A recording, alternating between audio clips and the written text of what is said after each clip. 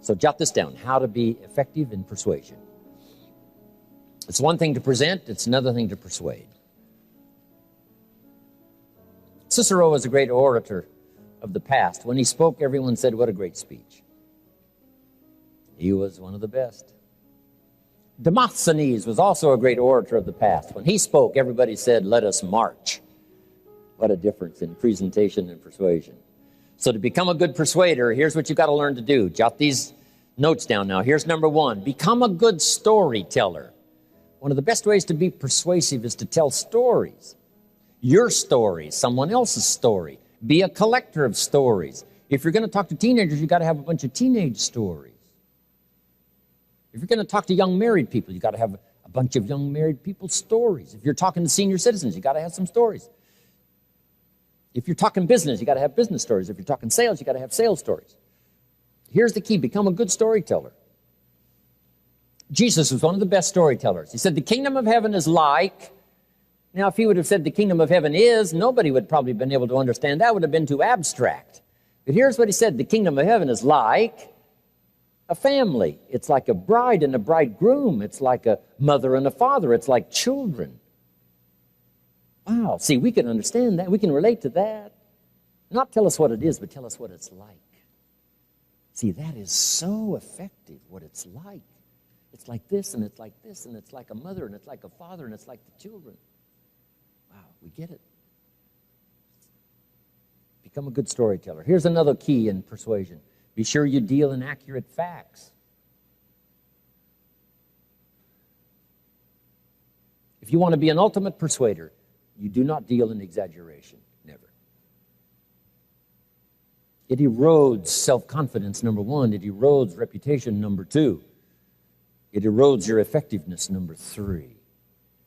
Exaggeration is usually the childish attempt to make up for lack of self-worth. If you have plenty of self-worth and self-confidence, you don't need to inflate the numbers. You don't need to exaggerate. Not necessary. Someone says, well, I'll throw any numbers around to get the job done. You don't want that reputation. Number two, you don't want that feeling. Here's what the prophet said. Some things that taste like honey in the mouth later turns bitter in the belly. Sweet in the mouth, but later bitter in the belly. So exaggeration, unnecessary to people who have high self-confidence, self-worth. Next, if you're giving facts, someone's life may be at stake. Make sure they're correct. If you're giving testimony in a trial, if they catch you in one lie, guess what they do with the rest of your testimony? They throw it all away. How can we trust you? You say, well, this is the only time I lied. Hey, how can we trust that? Here's the key. Don't let lies taint your testimony. One, simply because of the damage it does to the psyche, to your own well-being. You may not harm someone else, particularly with lies and exaggeration, but the greatest harm will come to yourself. Unnecessary to use as a tool. Here's what's next. And that is quotes. One of the best ways to be effective is to borrow what, if someone else has said it well, why not borrow it? You notice I quote some lyrics from songs. Might as well borrow. William Bailey, I love to borrow from him because he said so many things and he said them so well. I borrow.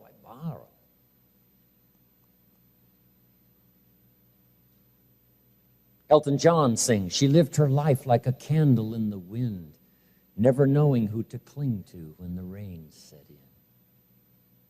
See, you don't need to say, you said that. Just say, Elton John sings. It's just as effective if you use someone else and give them credit. Here's what's effective. The lyrics is what's effective. You can't describe how fragile and brief life is much better than that. It's unique. George Harrison sings, if not for you, the winter would hold no spring. Couldn't hear a robin sing. I just wouldn't have a clue if not for you. The lyrics, the songs, the words, you borrow. Somebody has a birthday. We go to the store and buy a card. hoping maybe somebody thought of a way to say what we want to say better than perhaps we could say it ourselves. We borrow a verse, we borrow a line, we borrow a message, which is good to borrow.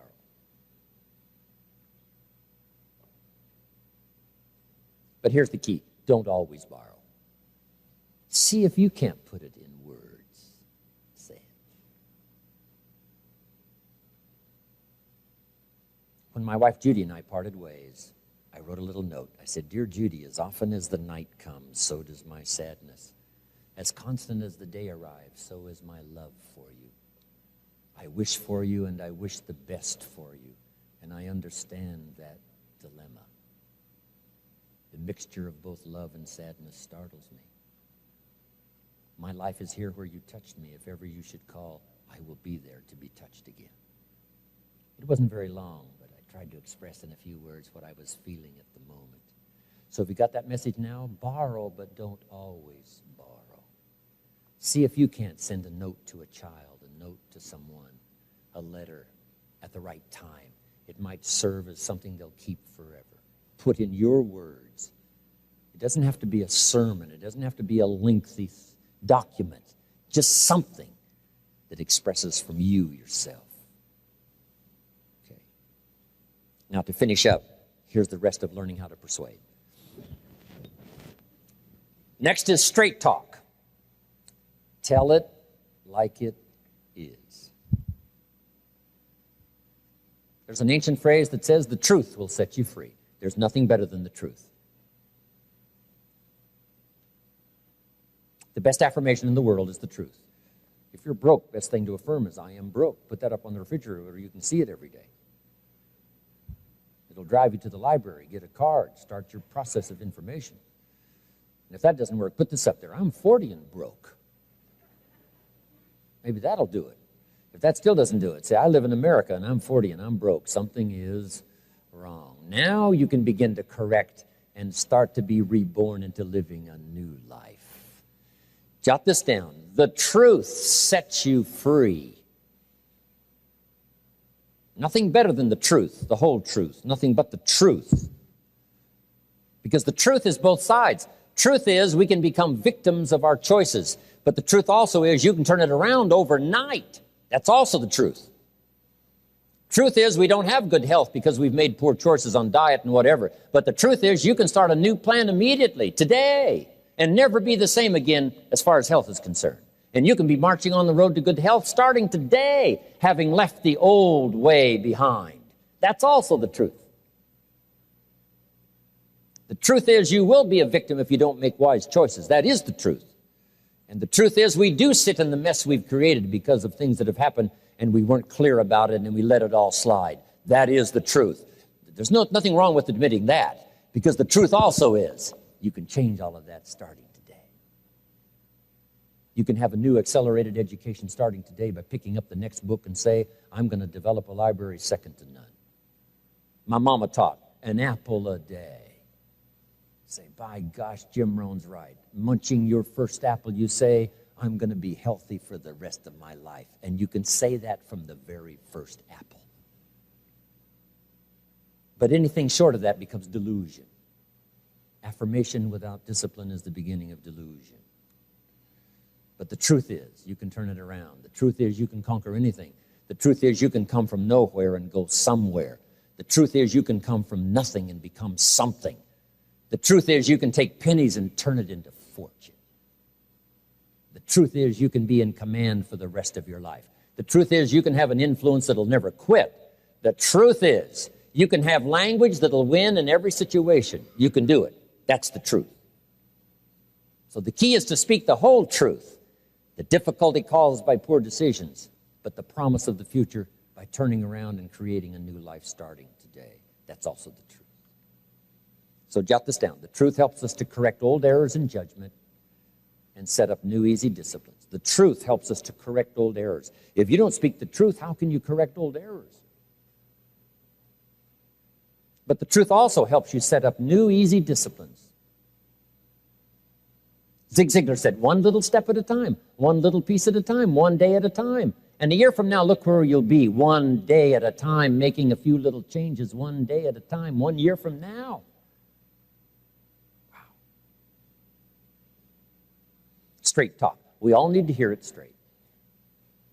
Shof gave me that. So straight, so clear. Now here's the last one, and we're finished. And the last is challenge. If you'll learn to communicate challenge, and we could spend a whole series of time on this, learning to challenge children, learning to challenge your family, learning to challenge your organization, learning to challenge yourself. Let me just give you one little clue on challenge, maybe that'll help you in the future. Here's one of the best challenges of all. Let's go do it.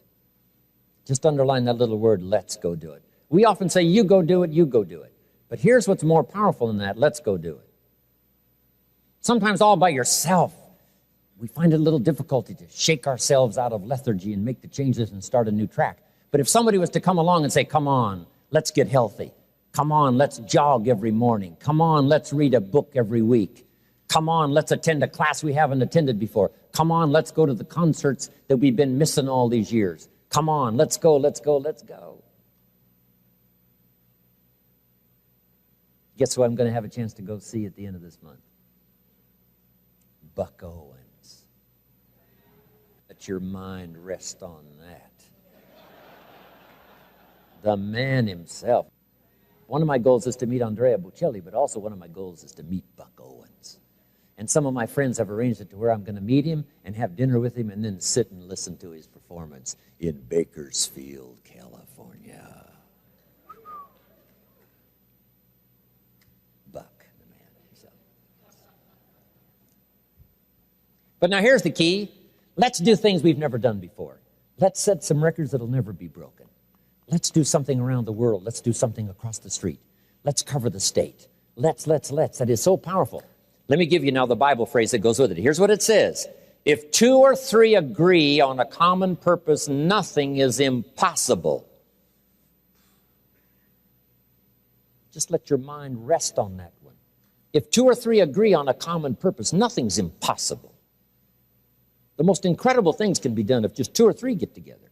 You don't need 2 or 3,000. You don't need 2 or 300,000. Just 2 or 3. Old Testament says one can become so skillful and powerful they can defeat 1,000. But if 2 get together, they can defeat 10,000.